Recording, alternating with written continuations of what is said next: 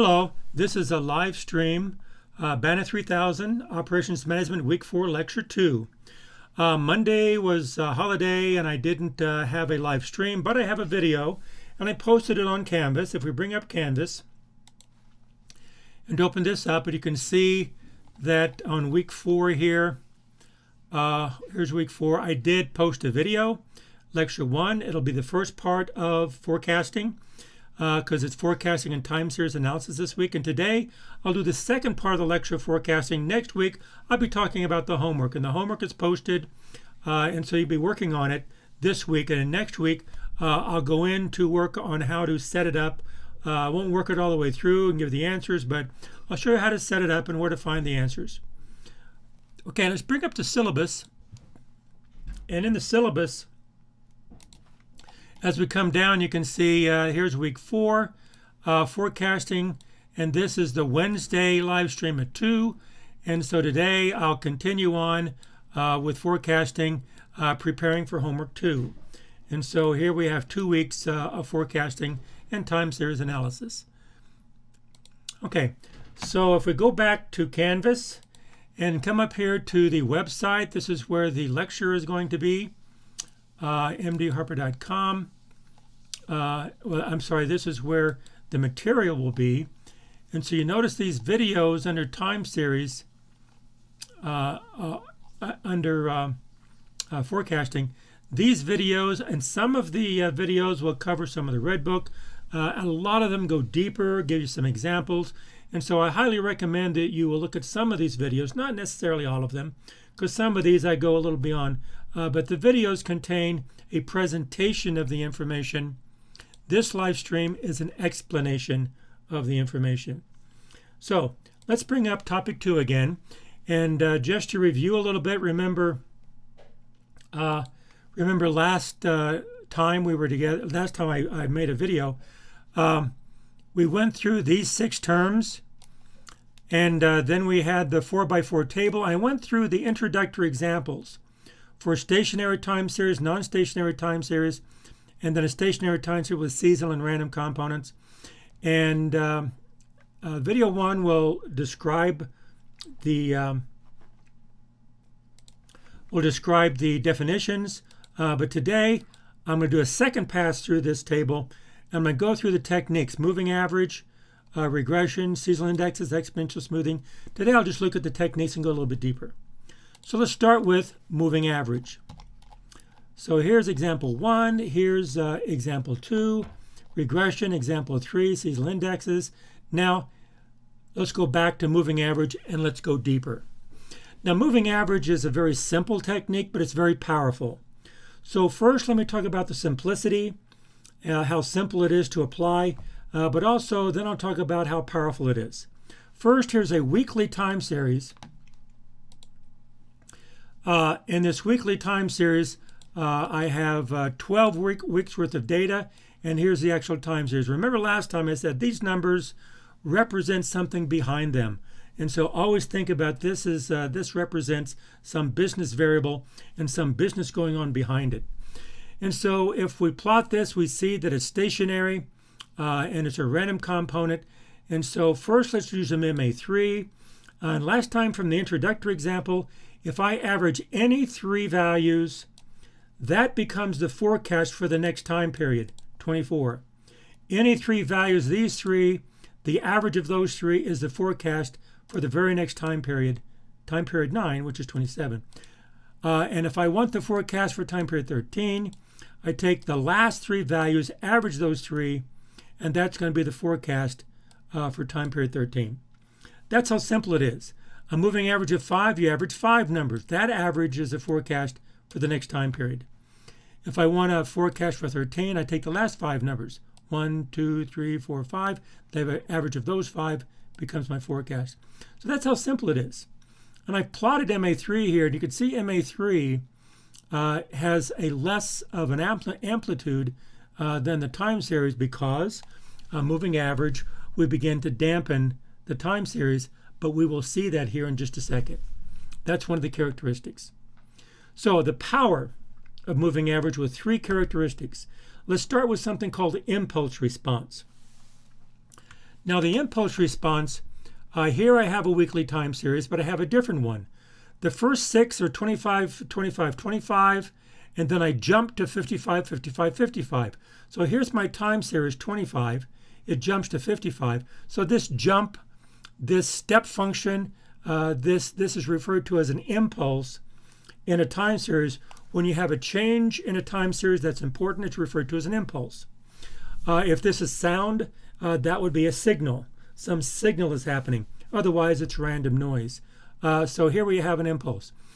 If I apply a 3-point moving average, which is these squares here, I'm coming along here, and coming along 25, 25, 25, the average is going to be 25. But when I hit this jump right here, 25, 25, 55, the average then becomes 35, and that's time period 8. So here's 25, 25, 55. The average is 35.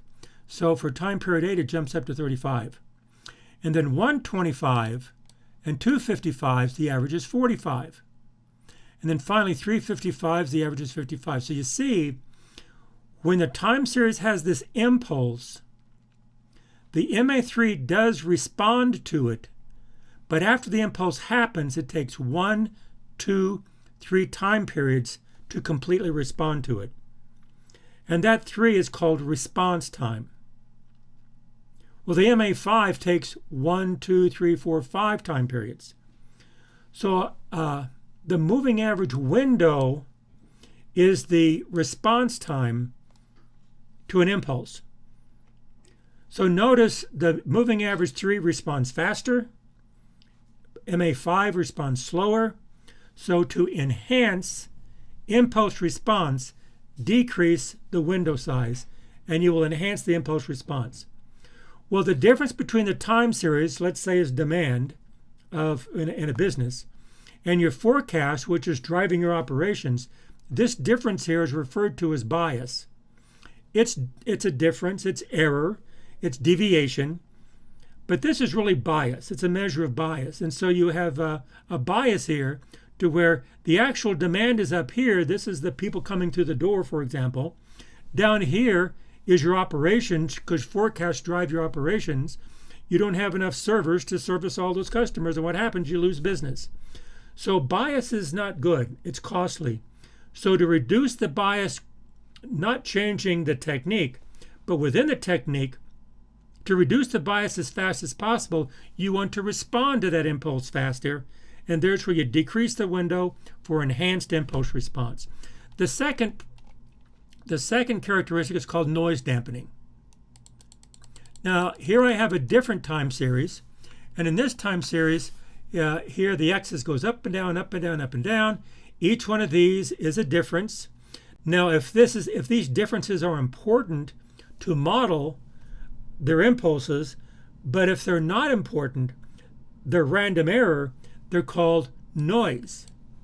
So let's say this is noise, a random component. They're not impulses, it's just random noise. I don't want to model it, it's just random error. So as it goes up, notice here it goes from 21 to 23, that's error. 23 to 22, that's variability. It just keeps moving up and down. Well, if I apply a 3-point moving average to this time series, you can see here it comes up here, goes down, comes up and goes down. A 5-point moving average, then it's my triangles. It comes up and goes down and comes up. So let me talk about some terminology here. If I look at the time series, just the time series, you can see that of all these numbers in the time series, the minimum is 21 and the maximum is 25. That's the maximum. So the range of my time series ranges between 21 to 25. It goes from 21 to 25. Okay, well, that range, that maximum to minimum, that peak to trough, that's used as a measure of something called the power of a time series. That's how powerful this time series is. That's how much power you have in it. If this was a sound wave, and a sound wave is a time series, it's a physical wave, that would be a measure of volume. That's how loud a sound is. When you have an explosion, that's huge, and you have a wave front then that moves through, and you can actually feel it. You can feel the explosion. But in time series, in business, this power, the size becomes significant because it's going to drive your business up and down and up and down. Well, when I apply a 3-point moving average, notice the minimum of the MA3, which is the squares, is 22. The maximum is 24. So it decreases it. The maximum of the time series is 21 to 25. For the MA3, it goes from 22 to 24. So it decreases the amplitude. It decreases the power. And so decreasing it is dampening. Decreasing the magnitude is dampening a time series. Now the MA5 dampens it even more. So increase dampening, you increase the window. So here 5 goes from looks like 22 and a half to maybe 23 and a half. And so as the window increases, you dampen the time series and the power decreases. So why would you want to do this? Well, remember, this time series is driving your business. Let's say a retail store, this is the customers coming in the door. When it goes up and down, oh, let's hire people, fire people, hire people, it wreaks havoc on your operations. You say, well, if it goes up, it's going to come back down. So let's not respond to all of these peaks and troughs because they're random. They're random error. They're not really a business type events. They're random error. So instead, let's dampen it because let's dampen the time series so our forecasts are stable. So to stabilize your forecast, you dampen your time series, and there's where you increase the window. So you have your impulse response to decrease bias. You have noise dampening to dampen, to decrease, to stabilize your forecast. The third is called filtering. Now in filtering, I have another time series here, 21, 22, 26, 21, 22, 26. Every 3 data points is the same. It's just repeated. Okay, and then I apply a 3-point moving average, but this time I'm using a moving average not as a forecasting tool. I'm using it as a filtering tool. So if I average 21, 22, and 26, the average is 23. If I was using this as a forecasting tool, I would take that average and apply it to the next data point. But I'm not doing that in this table. I'm using it as a filtering tool. So I'm taking that averaging and applying it in the middle of that interval. So that 23 is the average of those 3. The average of these 3 is that one. So I apply it in the middle of the interval. That's using moving average as a filtering tool. So we're going to filter. Well, notice what happens here. Again, some terminology. I have a time series here where I have a repeating pattern of 3 data points. 3 data points is in every pattern. 1 to 3, 1 to 3, 1 to 3, 1 to 3. So the number of data points in a pattern that repeats, let's make this bigger, is called the periodicity. It's called the periodicity of the time series. So the periodicity, it's a periodicity of a component in the time series. So the periodicity of this component is 3. So every 3 data points, it repeats. And so if these 3 data points represent a year, then this cyclical component would be a seasonal component. So every cyclical component and every seasonal component, which is a cyclical component, will have a periodicity. Since it's a repeating pattern, it repeats with a periodicity. And the number of points in that pattern is the periodicity. Well, notice what I have here. I've applied my 3-point moving average. And then what happened, the result of that is a straight line where that periodicity, that component, is totally removed. That's called filtering. Well, how did I do that? I applied a 3-point moving average. But why did the moving average filter out that component and left just a straight line? And by the way, that straight line, 23, There's the stationary mean. Well, notice the moving average window of 3 equals the periodicity of the component. So when the periodicity equals the window of the moving average, then the moving average will filter out that component. So how will this work?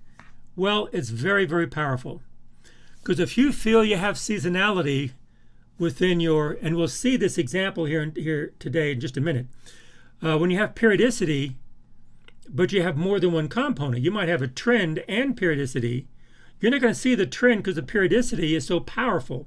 Usually a seasonal component, a periodic component, or a cyclical component has a very large power to the component. If you filter it, then what emerges is the other components. So then you can start looking at the different components. And that's called decomposition, and that's what we're going to be doing here in just a minute. Okay, next. Let me deviate a little bit from the techniques and talk about forecast accuracy. We have a forecast. How good is that forecast?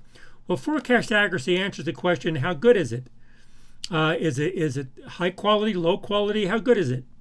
Well, there's all different kind of metrics. I'm using these 3. Mean deviation, there's the equation. Mean absolute deviation, there's the equation. Tracking signal, there's the equation.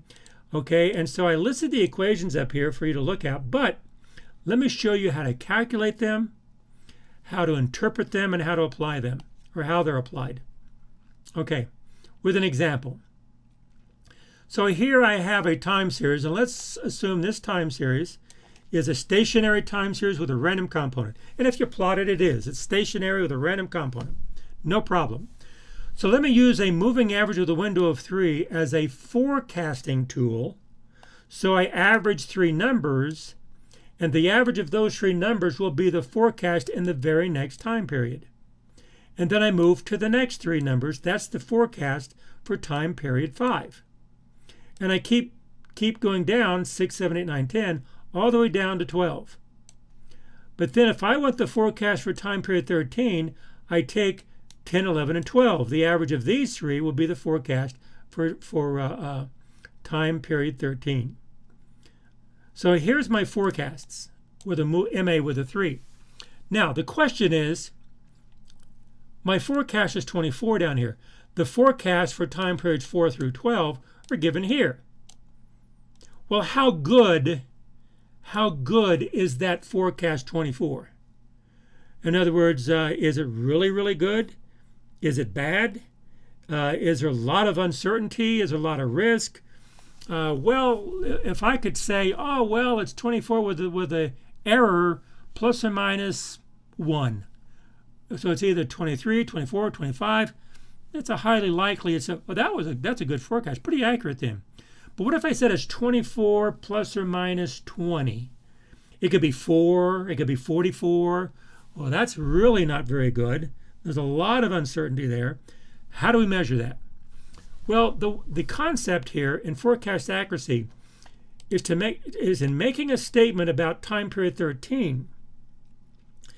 Let's look at the forecast in the past and see how closely this technique generated forecast in the past and how close they relate to the actual data.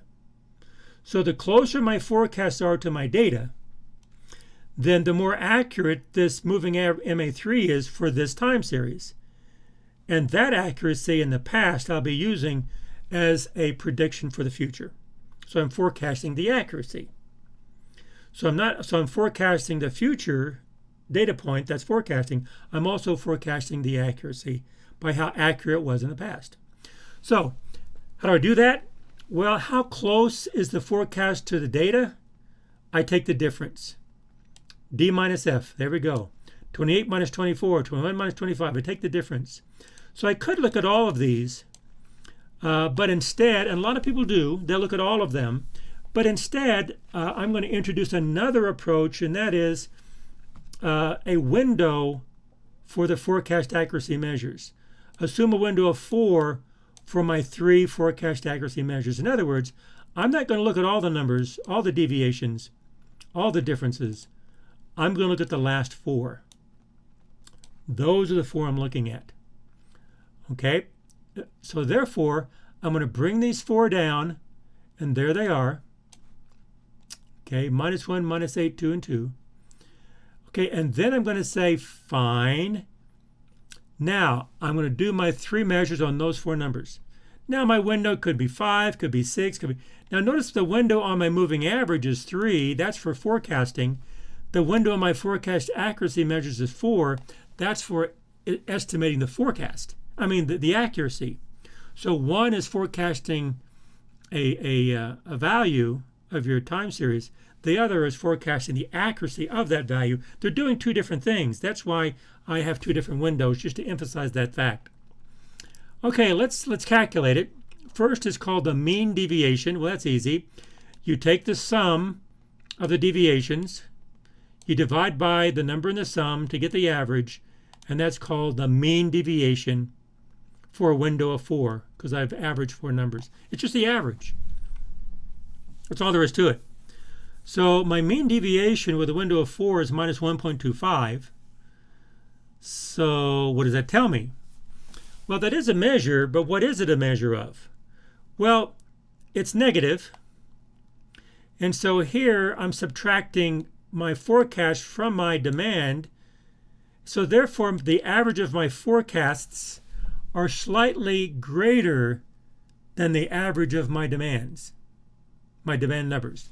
In other words, for these last 4 numbers, on the average, my forecast was slightly greater than my time series. That's all that says. That's where that minus sign. Now, the magnitude, 1.25, is that big or small or what? Well, when I look at the magnitude of that, just 1.25, and look at the time series magnitude, 26, 27, notice 1 is about 5%, less than 5%, about 5% of the magnitude of these numbers. So that's not bad. So that difference is not bad. It's fairly small. Well, this difference between what you're observing and what you're measuring, that difference, again, is referred to as bias. We saw that before. So the observation and some estimate, that's going to be a bias. So this is an estimate of the bias. Okay, and so the bias is a -1.25 by the mean deviation with a window of 4, and the magnitude is not that bad. It's not great, but it's not bad. Okay, the next is the mean absolute deviation. Well, I just take the absolute value. Taking the absolute value simply removes the minus sign. 1822. I add it, divide by 4, get 3.25. Now, let's interpret this. What is this? Well, the mean absolute deviation, it's different. It's measuring something different. And so the idea here, let me illustrate this with an example, or 2 examples. Suppose we had time series A over here, and this time series had a deviation over here, +1, -1, +1, -1. Well, the pluses and minuses average out to 0, so I'm going to have a 0 bias. That's perfect. But when I take the absolute value, the -1 becomes +1s, and then the average of my absolute deviation is 1. That's time series A. Suppose I have time series B. And in B, the deviations are -100 + 100, -100 + 100. Again, the minuses and pluses average it out. I still have a bias of 0. So both have a bias of 0. Both are fine as far as bias is concerned. But when I take the absolute value, the -100s become +100s, and the average then is 100. And so now I have a variability of 100 around my 0 bias. So the MAD is referred to as a variability, a measure of variability, uncertainty. Okay, so here's the bias you have over time. Here is the variability you have within that time frame. And so the variability quite often is used as a measure of risk. And so the bias is saying, here's my forecast, here's my time period, my time series. So I'm really measuring the wrong. So sometimes people refer to that as accuracy. It's not very accurate. And the MAD is like, oh, my variability is really small. My is small. My MAD is small. Sometimes that's referred to as precision or reliability, because you can be consistently reliable. You can repeatability. Okay. The third is a ratio. It's a ratio of the sum of the deviations divided by the MAD. Minus 5 over 3.25. And so I have a minus 5.3846. That's called the tracking signal with a window of 4. So let's interpret that. So notice the numerator is the sum of the deviations. Well, the mean deviation is a measure of bias. Well, since the numerator is also the sum of the deviations, the tracking signal is also a measure of bias. The difference is the mean deviation is a measure of something called absolute bias, and the tracking signal is a measure of what I call relative bias. Now, if you go to the website, if you go to my website, again, coming down here, let's see here, it's down here somewhere. Here it is, Forecast Accuracy, Video 10.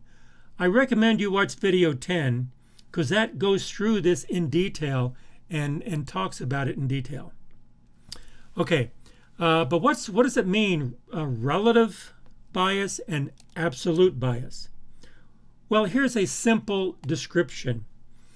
In this time series, notice a time series of 26, 27, 19, 26. I have a mean deviation of minus 1.25 and a tracking signal of minus 1.53846. They're about the same magnitude. But what if my time series was 26 million, 27 million, 19 million, 26 million? What if these were in the millions? Then my mean deviation would be minus 1.25 million. The magnitude of the time series is in that absolute amount of bias you have. But the tracking signal would still be minus 1.853846.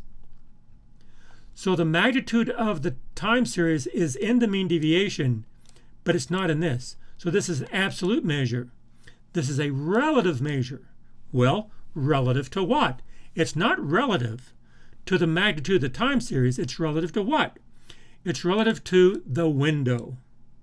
If the window is 4, then the tracking signal ranges between plus 4 and minus 4. That's the range. It's a relative measure of bias between minus 4 and plus 4. Now that suggests different ways of interpreting this. So 0 means you have no bias, but when the magnitude begins to reach 4, like 1, 2, 3, 4, or a minus 1, minus 2, minus 3, minus 4, then the amount of bias you have grows. Okay, remember, so here I have a minus 1.5. Well, here I have 0, and then 1, 2, 3, 4. So from 0 to 1, 1 to 2, 2 to 3, 3 to 4. It's right in here somewhere. So in this spectrum, it's, as I say, it's not great, but it's not that bad. It's in the lower part. It's closer to 50%, the low 50% from 0. My point is, it's not bad. And so the mean deviation tells you what the bias is. The tracking signal tells you how significant is the bias. Is it insignificant? It's close to 0, or it's significantly different from 0. Well, this will tell you that. I'm not going to get into how you make those statements. Right now in this course, it's just judgment. I'm just introducing these measures. That's how it's measured. Okay, let's go on. The next one here is just illustrating what this looks like in a graph and in a table. Here I have a time series, the x's, and notice right here, time period 5, 6, and 7, and 8. Now it begins to grow, and my MA3 lags behind here. So notice this difference here, here, here. The bias begins to grow. That should be seen in the mean deviation, and it is 3, 5, 6, 7, 8, 11. It just keeps growing. So that's what it looks like in a graph, and that's what it looks like in a table, so you can match them up. Variability is the same way. Here I'm going along, and all of a sudden my time series has more and more variability. That should be seen in the MAD, and it is. 4, 7, 10, 15, 18, 24. That's what it looks like when the MAD increases. That's what it looks like in a graph, and that's what it looks like in the table. Okay, the next technique is regression. Now you should have had regression back in statistics, and so I'm not going to go over it. I'm not going to go over the tool that much, but I will talk about how it's used a little bit.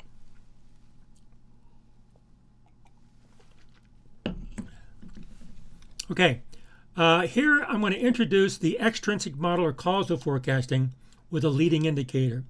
For example, suppose we want to forecast carpet sales in a county in Denver because there's new building, their houses are being built, and people looked in the past and they say, well, you know, when I look at the number of housing permits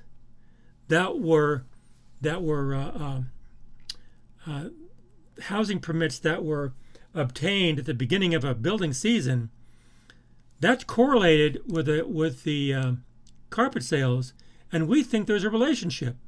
There's a causal relationship. Housing permits is causing carpet sales because housing permits, you build the houses buy the carpets, and carpet sales go up. So it's not just about correlation, there's causality. But now that I have that, I'm taking this as an opportunity to introduce something called transformation. I'm going to transform this data to a variable y. And the way I do that is simply, it's called scaling. So scaling is the transformation operation, and the parameter is division, and 1,000 is the number. In other words, I just divide these by 1,000. So this is 3, this is 6, this is 7, 8, and 10. And so, but I'm calling that transformation because I'm transforming these numbers into these numbers. Why? It's easier to analyze with these numbers. Now it's not that much easier, but it is. But later we'll transform things to a different form, and sometimes it's essential for transformation to work a problem. And that's a technique in math. You see a problem, and you don't solve the problem as it's stated. You transform it into a form where the solution is readily available, or it can be seen, or you can start creating a process to solve it. So transformation, sometimes more than one, becomes important when you work in quantitative analysis. I'm transforming housing permits by scaling it, dividing by 10.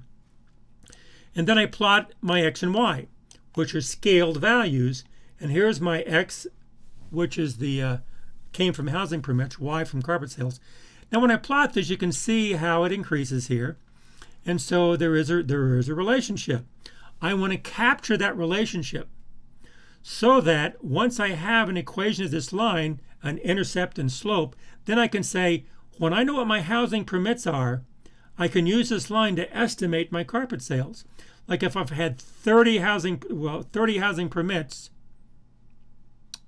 which transforms to 3. Well, 3 here is the same as, let's say, 50 or 5. Well, 5 is like 5,000 square yards of carpet sales. So I can use this to forecast. It's called causal forecasting. Okay, and so the way you do it is you get the intercept and you get the slope of the regression line. Well, you're regressing the y onto the x's, and so I have the equations here, just like I did last time with the introductory example. And I'm not going to go through this, and I also went through how to do it in Excel. I want to do the homework, then I will do it again, but I won't do it here. But one thing I will do here before we leave here is I want to deviate from this course. I want to leave this course for a minute. So this is not in this course. And so when I say that, maybe everyone's going to go away. No, this is how you would do this practically in business. This is what they don't teach you probably ever in school. When I started working, I began learning how to do things, and I was taught by industry people. And here's how you do it. I take this line, so I'm giving the data, Remember the problem-solving process? The first thing you do is plot the data. When you plot the data, let me move this line out of the way, you can see there is a kind of a relationship here. You can see it there. When x goes up, y goes up. You can see it.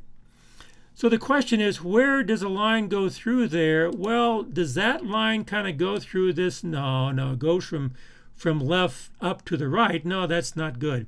Now, I'm not being facetious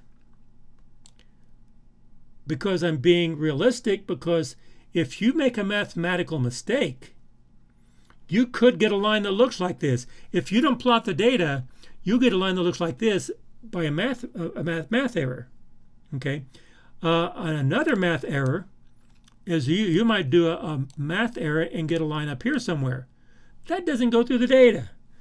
The line should go through the data if you do the math correctly. Okay. Well, here's the way to do it. Let's let this intercept. Let's just put it right here at 2.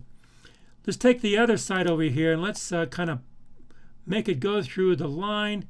I'll tell you what, let's go through that point right there. That's not bad. Maybe a better fit would be better, but let's just stick with this. Let's bring this down a little bit. Okay, let's just make it 2. So notice what I'm doing here. I'm eyeballing this. Remember, you don't do this in this course. Don't do it in this course. Well, you can, but I'm going to ask for the least squares results. So my y here, so what's my intercept? Right there it is, 2. See, it's right there, 2. Plus, because it's a positive slope, what's my slope? Well, this is 0, 2. If I come over 8, this is up to 10. So if this goes over 8, 2 to 10, this goes up 8. Goes over 8 and up 8. Well, y over x is going to be 1. The slope is 1. And so there's my regression line. And notice how easy and how simple that was. And by the way, that's not accurate, but it's useful. And even though it's not perfectly correct, in business, that's going to be just as useful in forecasting as going through a detailed least squares analysis and ANOVA tables to get an accurate results. Actually, if we do go through the actual results, let's see, here it is right here. Let's take this and put it up here. So there's the least squares. Those are the actual least squares answer, and there's my answer. Well, instead of 1.664, where's 1.664? Instead of 2 here, this is really 1.66 is really there. Is that going to make that much difference? Not in reality, not in business. Okay, people are not going to, even if they do question you, even if they do say, hey, the least square is 1.664, you use 2. You can say, oh, I just rounded off for you to make it easier for you to use. If you ask me for it, I was thinking of you. On the other hand, 1.104 is not, well, that 1 is like a round off thing. My point is, this is not as accurate as this, but it's just as useful. And I would say better, because you're not going to make a mistake. It's much faster, easy to use, easy to interpret, easy to communicate. Okay, don't do that in this course, but remember this, because when you leave here, you'll understand the concepts of trend analysis and regression, and you'll use this to get something that's useful. Okay, let's go on. Now I can take the x-axis here and just have time. So now this is the actual time series. Now this is intrinsic forecasting or time series forecasting when this is time. Same thing. Okay, now then, the last technique here before we start putting everything together is seasonal indexes. Seasonal indexes. So I have 12 quarters worth of data. I plot it here, and notice 4 quarters is a year. Here's the first year, second year, third year, and notice that it's a stationary time series. I have a pattern that repeats every year. It's a seasonal component. So when it's a seasonal component, the first thing you do in this course, I suggest, is block it where you put the first year here, you block it the second year here, you block it the third year here. Why? Because I'm going to put the first quarter in the first column. So even though I have seasonality within a year, which we talked about last time, the seasonal contribution within the year is the same in the first quarter of every year. So the seasonal contribution for that data point in year 1 is the same seasonal impact for that data point in year 2 and that in year 3, because the first quarter has the same seasonal impact. The difference, they're not the same though, so the difference between the years is random, and that's why I take the average to get the forecast. Well, that right there is the introductory example we did last time. And if you remember that average, I can say that's my forecast. And it is. Okay? But let's go a little deeper. Okay? Let's go deeper than that. Let's look at this number over here, 30. This is an average of these three numbers. I average those three numbers, I get 30. Okay? Now, what is that? Let's interpret that 30. Well, notice I have a seasonal component, and it's seasonal, it's quarterly, so there are 4 points in the pattern because there's 4 quarters in a year, and a seasonal component repeats every year, so my periodicity is 4. But if I average all 4 of these, then essentially what I'm doing is applying a 4-point moving average to the forecasts here that have a periodicity of 4. So when the periodicity matches the window, what do you do to the component? You filter it. You remove it. It's removed. So that 30 has the seasonal component removed or filtered. So this is referred to as the seasonally adjusted forecast. These are my seasonal forecasts. This is my seasonally adjusted forecast. Okay? For example, I can come down here and let me say my seasonally adjusted forecast. Okay? And it's going to be 30, 30, 30, 30. So here's my seasonal forecast for every year. Here's my seasonally adjusted forecast. It's all the same numbers. They're the same number because I have a stationary time series. Since I have a stationary time series, the average then is going to be the estimate of my stationary mean. But now that I have my seasonally adjusted forecast here, I can compare that with my seasonal forecast and see what contribution seasonality has. In the first quarter, notice when I don't have seasonality, it's 30.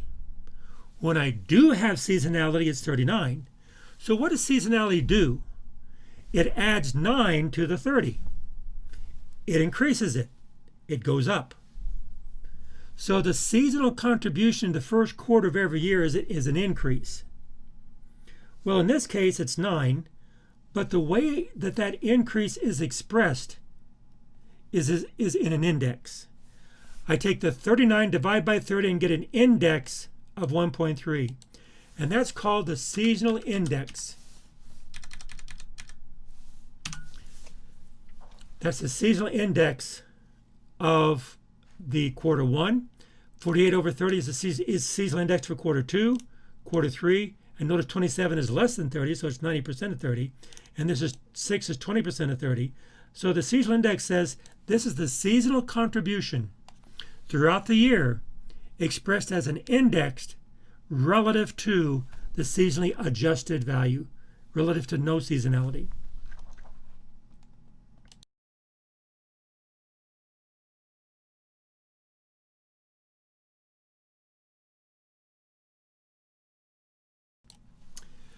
Okay, now, notice how I did this. My seasonal value here, this is my seasonal forecast up here. And let me just jump down here again and say seasonal. Seasonal forecast, seasonally adjusted forecast, seasonal index. And so the idea here is that, since I took this, divided by that to get this, if I multiply these two together, I'm going to get my seasonal forecast. So my seasonal value then is my seasonally adjusted value times my index. And so there's my equation. Now, this equation is important. It'll be on the homework. It'll be on the exam. This concept of seasonality is important. Now, the way I like to think of this, let me just share this with you. And I even think of it this way to help me not get confused. If I have a seasonally adjusted value and I want to put seasonality into that value and make it a seasonal value, I multiply by the index to make it seasonal. Now, if I have seasonality, a seasonal value, there's seasonality in there, I want to take it out, I divide by the index to take it out. So multiplying puts it in, dividing takes it out.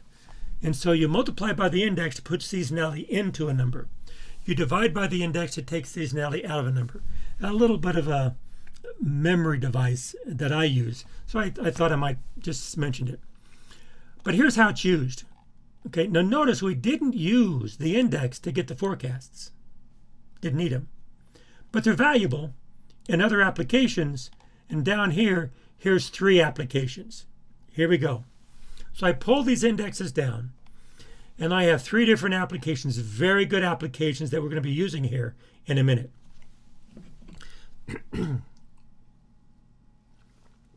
Number 1, assume next year's annual forecast is 400.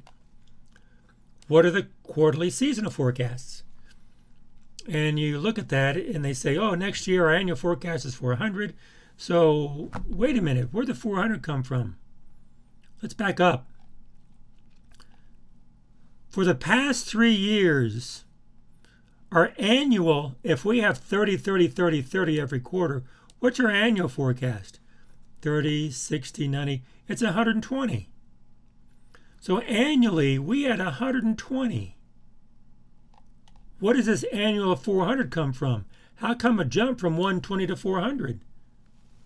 Oh, we forgot to tell you, we merged with another company, or we acquired another sales district, or we're growing and we had a merger or something.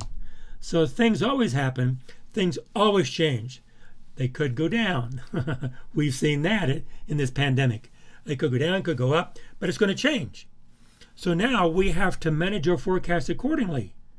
Well, be careful. The seasonal indexes will help with that. Okay. So if my annual forecast is 40 and it's stationary, what's my seasonally adjusted quarterly forecast? Well, it's going to be 100, 100, 100, 100. To be 400 for the year, it's 100 every quarter. So you divide it by 4. Well, that's my seasonally adjusted forecast. What's my seasonal forecast? Well, to put seasonality into it, you multiply by the indexes, and that's what I did here. And there is my seasonal forecast for next year. Now that I have that, before I go on, that's simple. Well, that's really simple. It is simple. People don't do it. Scenario. Here's what happens. Oh, next year we're increasing this, and so I tell you what, next year your budget for operations goes from 120 million or 120,000 to 400,000 to run your operating budget next year. Oh, okay. Well, thank you. That's good. Okay. We just increased it. Sounds good to me. Okay. And so your budget is going to be 100 every quarter. And you go, oh, no. The first half of the year, I'm going to have, what is this? I'm going to have 290,000 the first half of the year. I don't need 200. I need more like 300,000. No, you don't. You only need 100. You don't need 200. You don't need 300. Well, I need 290, but I need 290. No, you don't. I divided 400 by 4, and I got 100 each quarter. I says, yes, but I have seasonality. Don't care. I do the budget. You do the operations. That's what you're getting. Okay. People don't listen to each other. They have their own silos, as it's called. There's your budget. It's given to you. You can't negotiate a budget. And I'm not arguing about the 400. I'm arguing about how it's distributed through the year. So 6 months into the year, you're budgeted 200, you spend 290. And then you come to the budget meeting at 6 months, halfway through after the second quarter. They go, oh, your operations, they're overspending. And it says, yeah, we said we need, no, you're overspending. Obviously, you're going to need more money. And so since you spent 290 here, let's just increase that to 300 and then forecast 300 the last half of the year. It says, no, I only need the last half of the year. I only need, was at 110. I only need 110. It says, no. Obviously, from 130 to 160, you have increased. It's a linear trend. Your expenditures are going up, and so it probably should be more than even 300. No, it's going to come down because of seasonality. So what they do is that they will budget you 300,000 or more. You spend only 110, and the first quarter of the next year, what do? They cut your budget. And see the vicious cycle. It just escalates and gets more and more and more. Happens quite a bit. Happens a lot. How? This is not hard. It's really simple once you have these numbers. And they're right in front of you if you know what you're looking at. But they're not used. So just be aware. And this is why you need business people doing business and people in the different disciplines listening to each other. Okay. Next, let's look at the second problem. Next year's seasonally adjusted forecast is a trend. Now let's move away from a stationary time series to a trend component, a non-stationary time series. And here we have a trend component.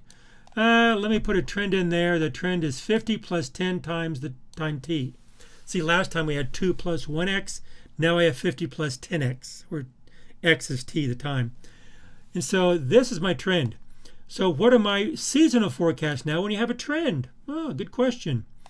Well, if I take 50 plus 10 times 1, 2, 3, 4, 60, 70, 80, 90 right here, this right here represents my seasonally adjusted forecast.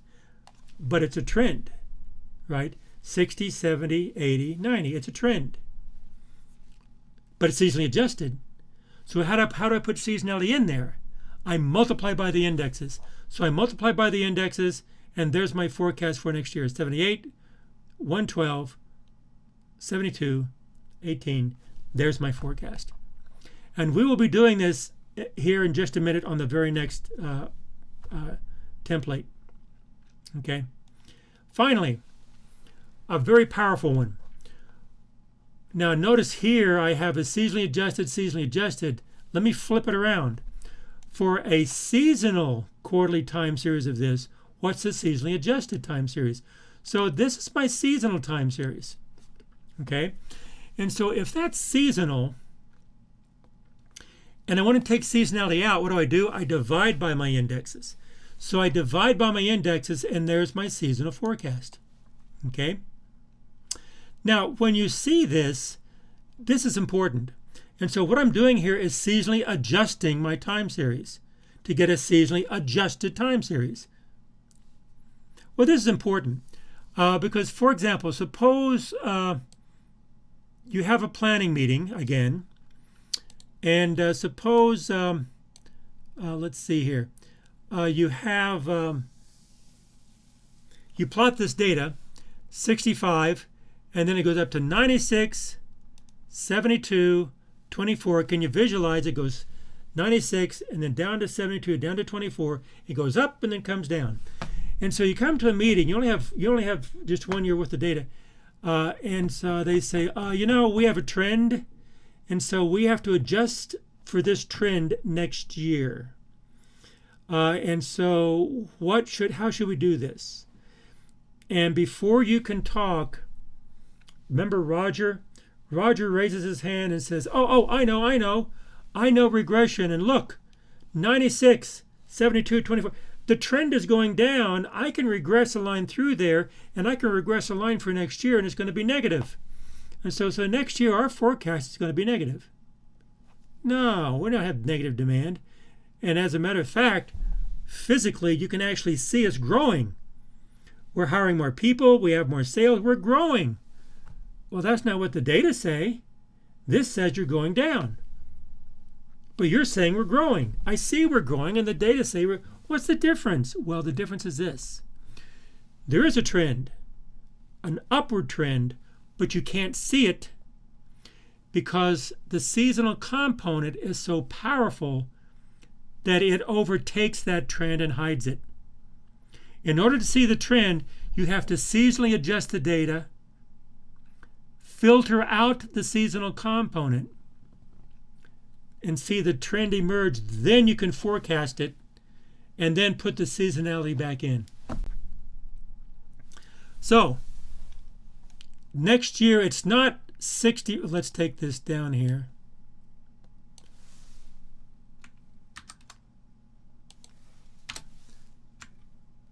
So next year, it's not that. Instead,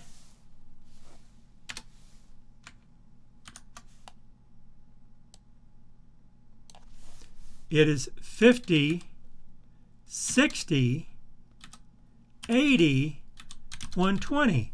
Boom. That's what it really is. That's the trend. This is the seasonal time series, and it looks like it's 96, 72, 24. It looks like it's going down. It is going down. But the seasonally adjusted is going up. And so if I can forecast next year 50, 60, 80, 120, well, what's it going to be next year?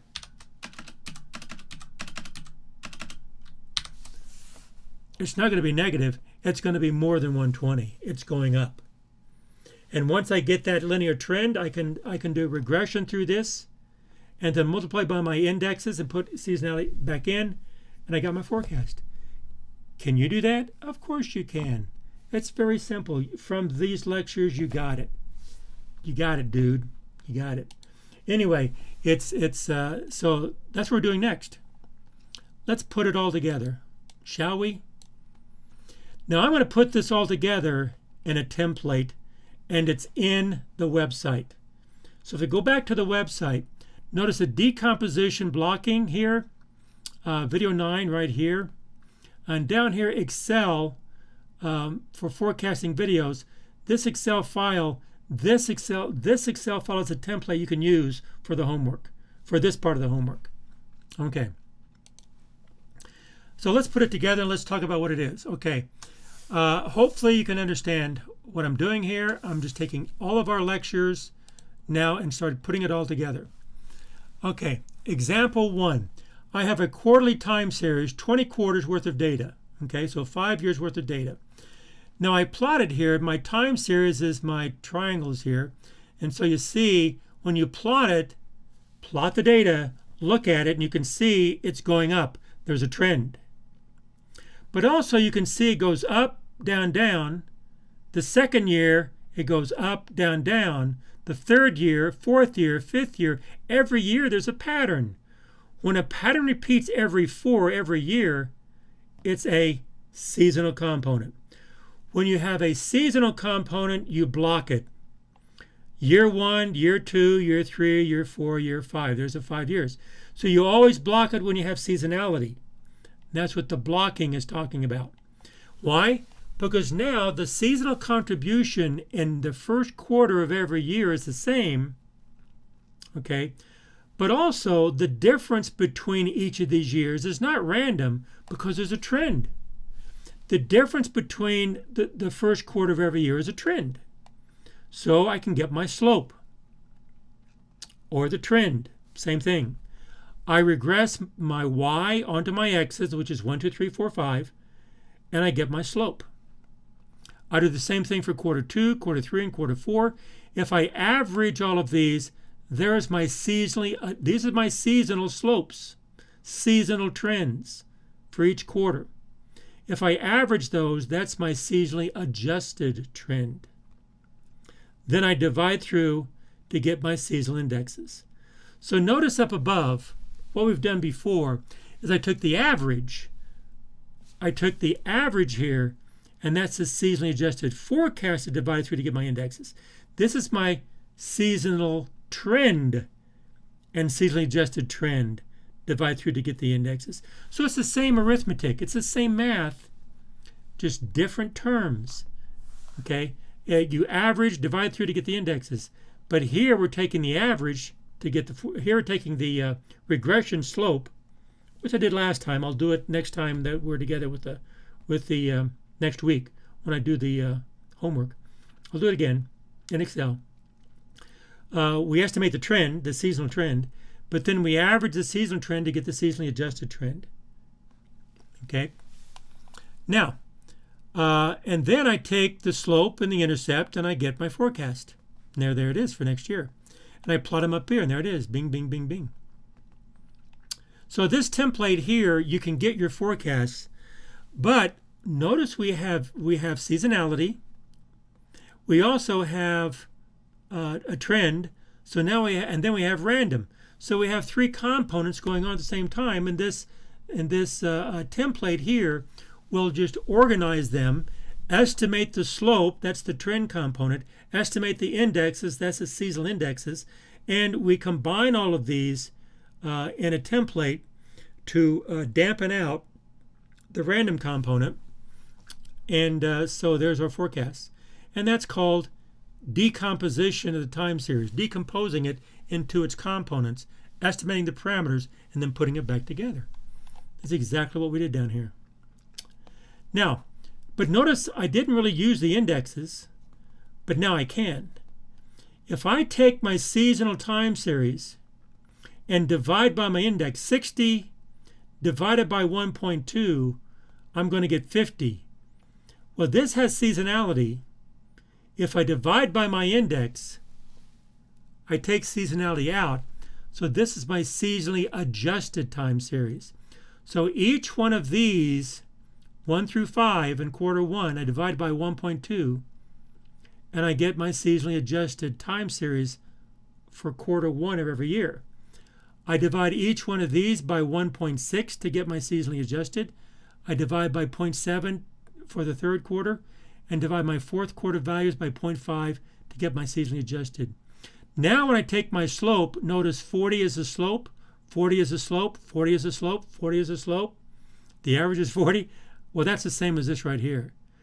This is a seasonally adjusted slope, and that's a seasonally adjusted slope. Seasonally adjusted trend between the years, seasonally adjusted trend of the year, between the years. Now, before I go on, some terminology. So be very careful. This is a quarterly time series, because every one of these data points represents a quarter. Quarter 1, quarter 2, quarter 3, quarter 4. Here's quarter 5, 6, 7, 8, 9, 10, 11, 12. Okay, and here's a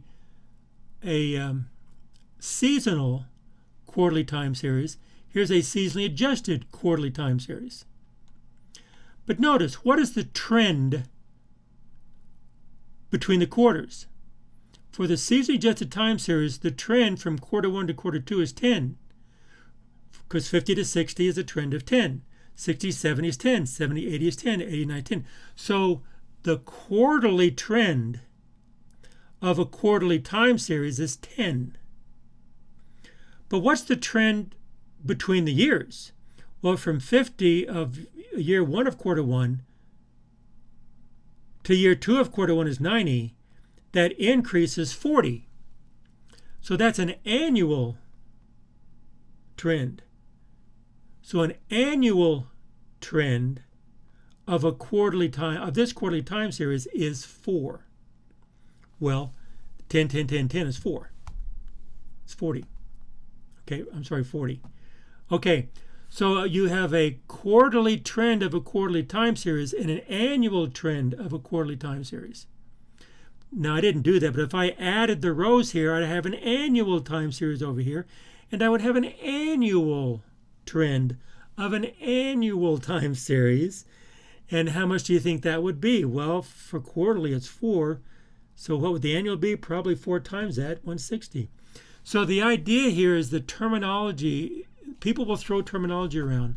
Again, be very careful with the language, because the language is precise, and it can be very confusing if you use the wrong words.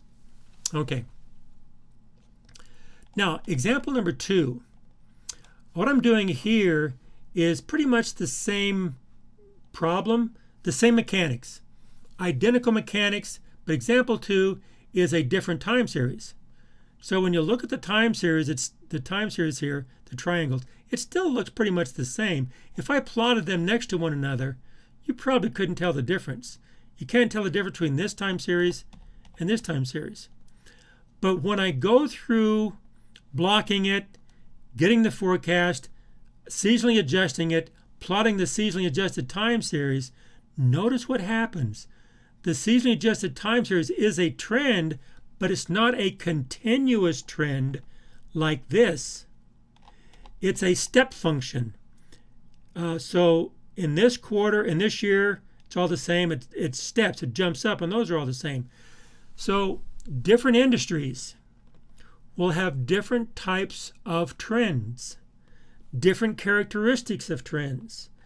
For example, this continuous could be a retail store, it just grows.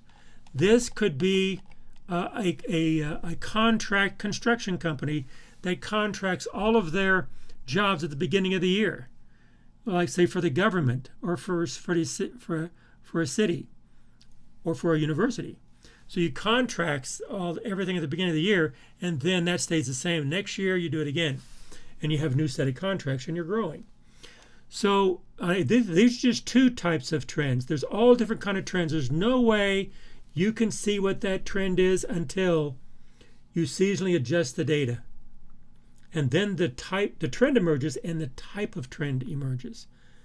And that's why blocking is so valuable, because you can seasonally adjust it, and then down here, the actual type of trend, well, the trend and the type of trend can be seen and can be estimated. Boom. Now this next page is not in this course. I'm blocking. This is called filtering. So some people read this and do it because they're interested in it. Perfectly fine if you want to do this. I do this in other applications, other areas, not this course. But this is doing the same thing. It's a little different technique. It's called filtering instead of blocking. In this next page, I explain how to do it. The last thing we're covering today is exponential smoothing, and next week we'll look at the homework. Exponential smoothing here has a concept of the forecast for, let's say, tomorrow, is a combination of the data we observe today and the last forecast we had, which is for today. So we have a forecast for today, and here's our forecast, but then we have an observed data. So we say, I forecasted this, I observed this, here's my data. Here, do it the other way. Here's my data, here's my forecasts, and so I want to put these together. Well, the way I put these together is alpha, which is called my smoothing constant. But smoothing constant, smoothing parameter, smoothing value, smoothing number, it's all called all different things. Okay, parameter, you can call it different things. It ranges between 0 and 1. So essentially you're saying, okay, well, I forecast this. If my data is the very same thing, well, I'll use the same forecast because my data was exactly what my forecast was. But what if my forecast was greater? What if my forecast was here and my data that I observed was greater than that? Well, maybe my forecast for tomorrow, maybe I want to adjust this up a little bit because I'm observed something greater. And so essentially this is a recursive type of forecast. It's a feedback system. You keep adjusting your forecast by observing your data. If the observation was below, maybe you want to decrease your forecast. And so the way you do that is with this alpha. The alpha says, okay, here's my forecast. Here's my data point up here. Now what this alpha says, well, I'm going to forecast somewhere between these two. I'm not going to forecast above what I observed or below what I forecast if I'm observing something up here. If I'm observing something up here, why would I forecast something below it? It's going to be somewhere between these two. And there's where the alpha comes in. So let's say alpha was 1. If alpha was 1 and 1 minus 1 is 0, then here's my data for an alpha of 1, my forecast is just going to be my data. And sometimes that's referred to as a naive forecast, and you'll see that in the homework, or a moving average with a window of 1, right? I'm averaging 1. 1 is just a number, so it's just looking at the data. So an alpha with a smoothing constant of 1 is the same as a moving average of 1. Well, is exponential smoothing the same as moving average? No, but it is a moving average, because exponential smoothing is a moving average technique. Smoothing in time series analysis is the same as averaging. The averaging and smoothing will have the same results. And moving average is an equally weighted average. Okay? And exponential smoothing, they're not equally weighted, they're exponentially weighted. So the weights are not even, they're exponential. That's the only difference, really. Well, that's the main difference, put it that way. So moving average could be moving smoothing, but it sounds kind of creepy, so people don't say that. They say moving average. You could have weighted average, and instead of exponential smoothing, you could have exponential averaging. That sounds okay. Some people could say that, but you get the idea. Okay. Now, what if alpha is 1? What if alpha is 0? You're ignoring the data. I don't care what happens. Here's my forecast. I'm just sticking with that. I'm not changing it. And some people do that, and they readjust after. If they see a lot of waste, they may readjust that. But exponential smoothing is valuable when alpha is between 0 and 1. And you can vary that alpha very, very easily. Okay, taking this down to an equation, my forecast t plus 1, t is time plus 1, which is tomorrow, equals the alpha times the data today, 1 minus alpha times the forecast today, where alpha is between 0 and 1. Okay, here's the mechanics. Assume alpha is 0.2. Now, we're not going to calculate alpha in here. I'll be giving you alpha. Much like moving average, I give you the window. Here, I'm giving you an alpha. It's always given. Now, if you can, in industry, you can estimate an alpha for certain properties and characteristics. We don't get into that. Okay, next. If alpha is 0.2, then 1 minus alpha is 0.8. So now my calculations down here, alpha is 0.2, and there it is. 1 minus alpha is 0.8, and there it is. Now, to get my forecast, I need my demand data. Well, here's my demand data, and this demand data is given. So if alpha is given, if my demand data is given, then I have everything I need except the forecast. Okay? Well, there's all different ways people will get that first forecast to start the method. And we're going to let's all do it the same way. It's very simple. We'll take the data point in the very first time period and move it down as the forecast in the second time period. And now in the second time period, we have our D and we have our F. We're fine. So let's all do it the same way. We'll do it that way. Now that I have a D and an F, 210 and 200, I bring the D over 210. I bring the F over 200. I multiply. I add. And there's my forecast, 202, for the next time period. That's my F. And so it's an iterative algorithm. It's an iterative technique. So I bring the 225 over from my D, 202 over from my F. I multiply, I add, 206.6 then becomes my forecast. Then I do it again and again and again and again. I just keep doing it, and that's why Excel is so useful and powerful that it does it automatically until I get my forecast. That's the mechanics. Now the power in exponential smoothing is an alpha. So let's back up. Suppose alpha is large. It gets close to 1. As alpha approaches 1, this approaches 0, and the forecast is less and less influenced by the last forecast, more and more influenced by the data. So if the data go up, the forecast goes up. So it pretty much follows the data. So it follows the data, but that's the same as a short window characteristic. That's exactly what a short window will do. It'll follow the data. It follows the data to the maximum when the window is 1, the naive forecast. but a short window is an enhanced impulse response.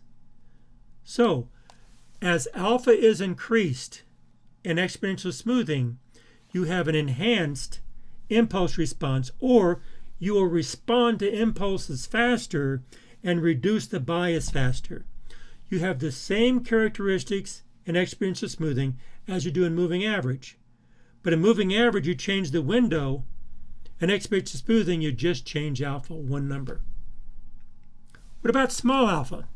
When alpha gets small, then the influence of the data become less and less, and more reliance on the last forecast, because it follows the forecast.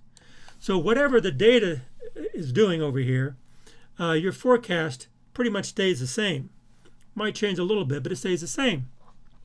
That's the same as long window characteristics or enhanced noise dampening. You're dampening the noise and stabilizing your forecasts.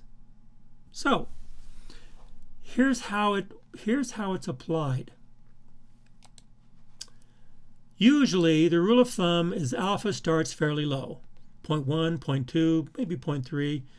Usually they start low. Why? Because they want to dampen the noise, they want stabilized forecasts, they want to be fine. But what happens when you actually do have an impulse?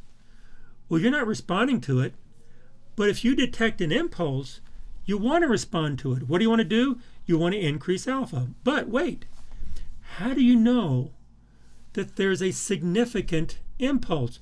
How do you know there's a large bias due to an impulse? The tracking signal. And if that impulse is significant, if the bias introduced by the impulse is significant, the tracking signal will tell you. All of a sudden, it'll move to the relative maximum magnitude of the tracking signal.